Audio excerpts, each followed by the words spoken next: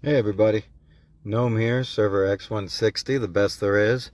If you're looking for a home, come play with us. We got a good team, good group of people over there. So, hey, I thought I would do a quick video on my thoughts, kind of a preview on this new Björnkriger.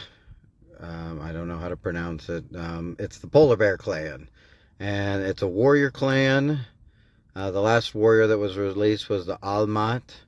And so we haven't had a tank in between there. You could see we had two mages, a assassin, a marksman, and now I'm guessing because they want to release it while it's cold, the polar bear clan. So let's go ahead and dig in with the male. Looks like they're the pasture district or the agriculture district. So I already have a lot of those. I can't see. I'm going to end up summoning for these just to bring uh, content, and just I really like how they look too. They look amazing. The male, he's got the big old pauldrons. He's got a frozen great sword, and it looks like he's got a long sword. Also, maybe just some kind of medium training blade, and looks like it's a helmet back there. That helmet doesn't look well. Maybe it is his. I don't know, but he's got these wrist guards that are really cool. Nice belt. Really neat character. Let's go ahead and check out the preview real quick. Just relaxing in the polar north. Bam! I'm in!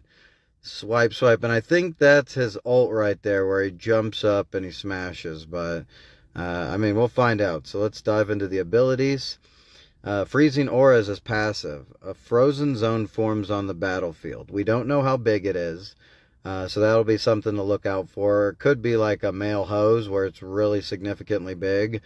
Or it could be a small one that's just, that'll be kind of a bummer. But frozen zone forms on the battlefield, inflicting enemies in it with 1 layer of shiver per second. So at 6 layers, after 6 seconds, the enemy will be frozen for 3 seconds and their damage taken increased by 40%. That damage increase by 40% is awesome. Not to mention a 3 seconds frozen. And so that's if they get to 6 seconds of being in that. So whenever the affected enemy casts an ultimate, all shiver layers will be removed. So if they're in that for 6 seconds and they happen to cast their ultimate, that'll be removed and it'll have to start from 0, which is a bummer. Leaving the frozen zone for 3 seconds also removes the shiver effect. So if you pull them, push them, you kind of want him on a team that keeps people kind of stationary so they stay inside that, or pull all the enemies together so they're all affected by it. Maybe a male hoe kind of thing.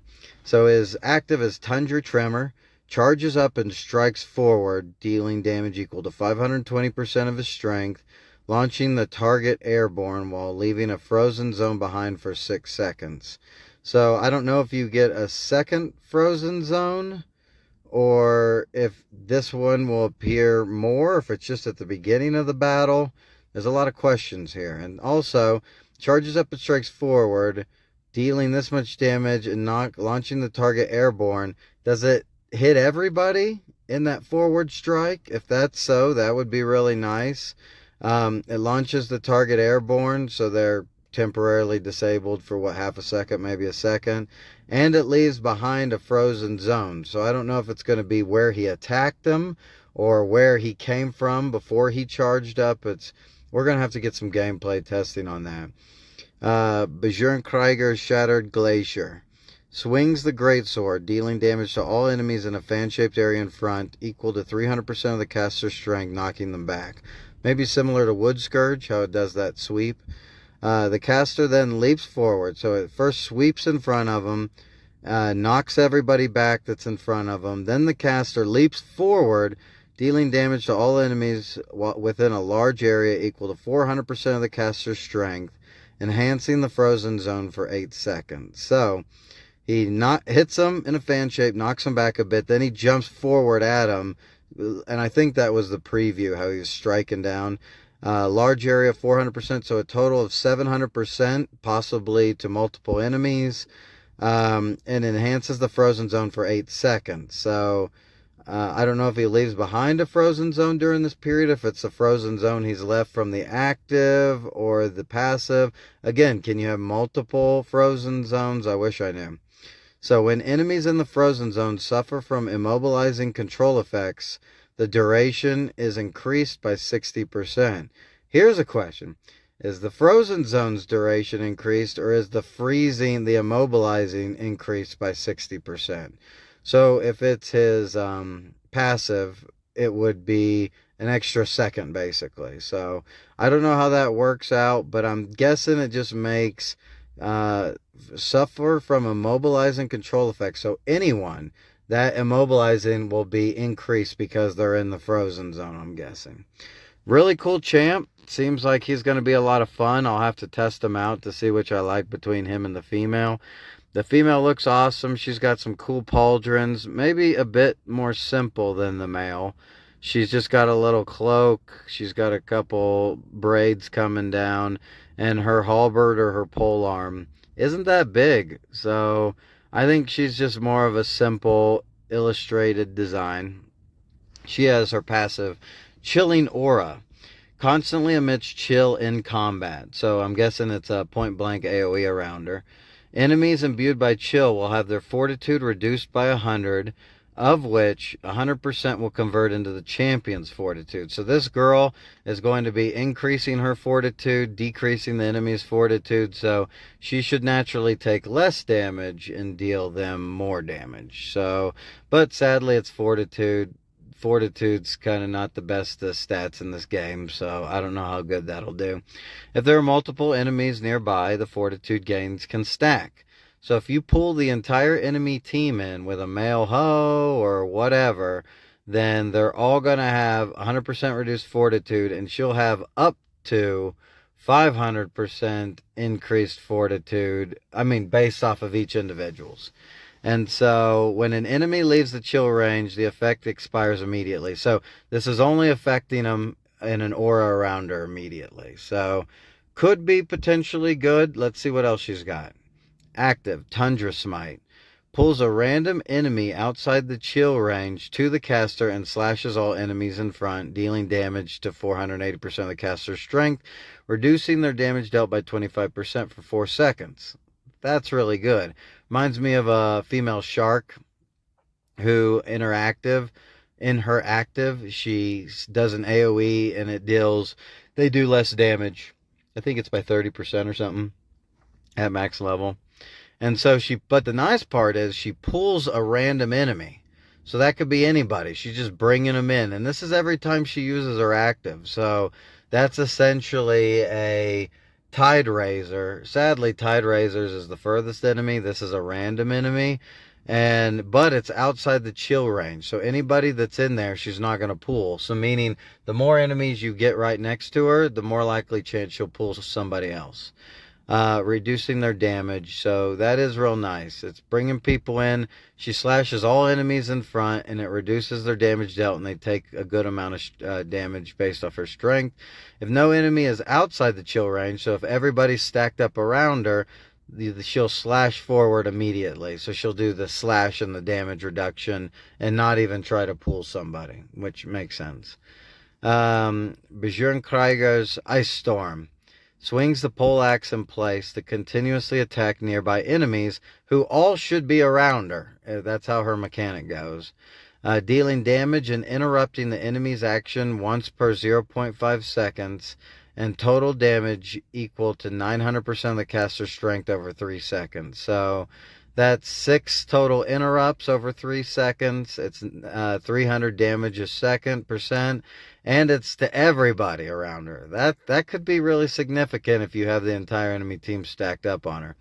Reduces the enemy's constitution recovery by 40% for 1 second each time the damage is dealt. So up to, or maybe it does 150% per 5 seconds. Because it disrupts, and then it does 150% of caster strength a half second. So potential constitution recovery, it doesn't say if they stack or not, but that could be potential of 80% constitution recovery reduction.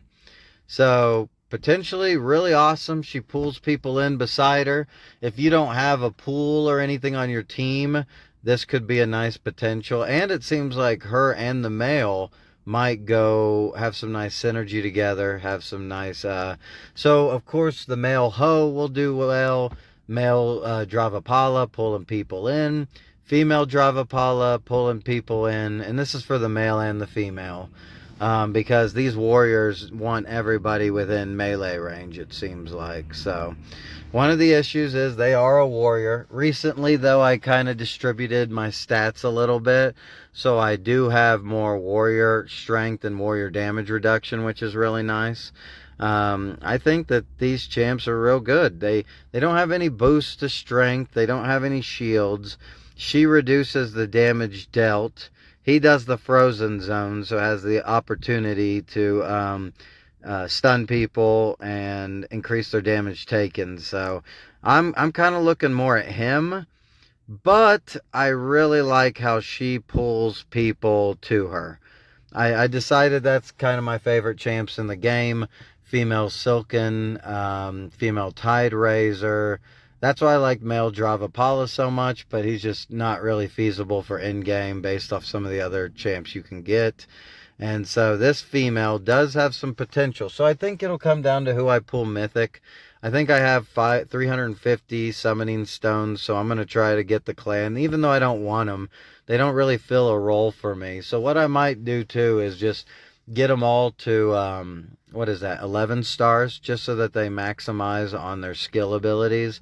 And then you can kind of see how good they are if you want to pursue one or not. So potentially I get them both to 11 stars, do some testing. I don't want to summon too much. I think I'll just summon enough, maybe try to get, depends on the companion parts I get too.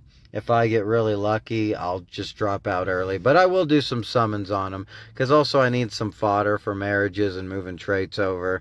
So, again, the Bears, she pulls in, so might do well with Mel Kivak.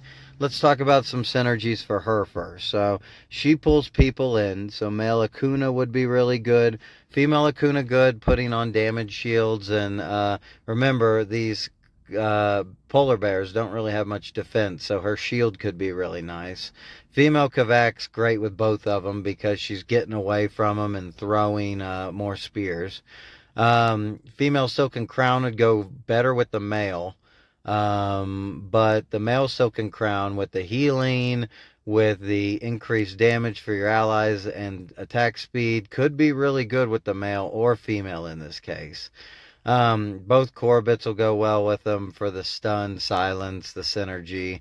Male Ascavar, getting the male polar bear right up there, getting the female polar bear right up there, and just being able to group people up and do the group taunts, that could be well worth it, synergizing with them.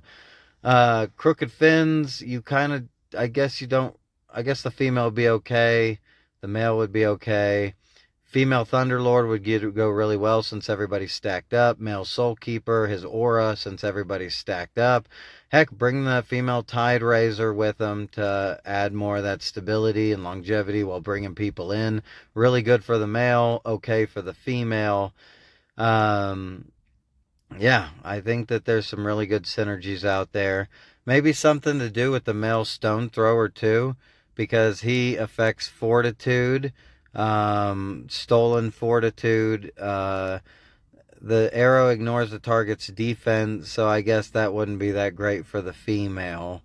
And his goes off Caster's Fortitude, so actually he wouldn't synergize very well with the female, but I don't know, it seems like a fun clan. Seems like we're going to have a good time here. Again, warriors, it's a bummer. Female Almat and male Almat are really good. So maybe this last warrior will encourage people to spec their guardian stones more for the warriors. And I feel like a lot of the warriors have utility, and that's really nice. One thing, again, they both have some AoE. He's crowd controlling, she's pulling. So kind of base it off that. Yeah, it's gonna be a good ones here. I think if you have any comments about it, if you want to let me know your thoughts on this. Are you going to be putting them in your group? Maybe team 2, team 3, if you have a hole where you need some damage in a CC or damage in a pool. If you have one of your teams that groups people up, like she and he would be really good. Yeah, let me know what you think. If you like the, and oh, as soon as they're released, I'll do a quick video to test them both so y'all can be educated on how you want to, build them, build your team, what you think they'll offer for you. So I think they're released tomorrow. Should be a pretty good time. Anyhow, thanks a bunch for checking them out, and hopefully this kind of forward look is giving you an idea if you're going to want one of these polar bears. I don't know any events they're going to do. They just did a mask event recently for the Akuna, so I don't think they'll do it for these. But yeah, like this video if it was helpful. Subscribe, hit the bell notification to let you know whenever I'm releasing a new one. And yeah, this should be pretty fun. I'll see you here in a couple days, I think. Have a good day.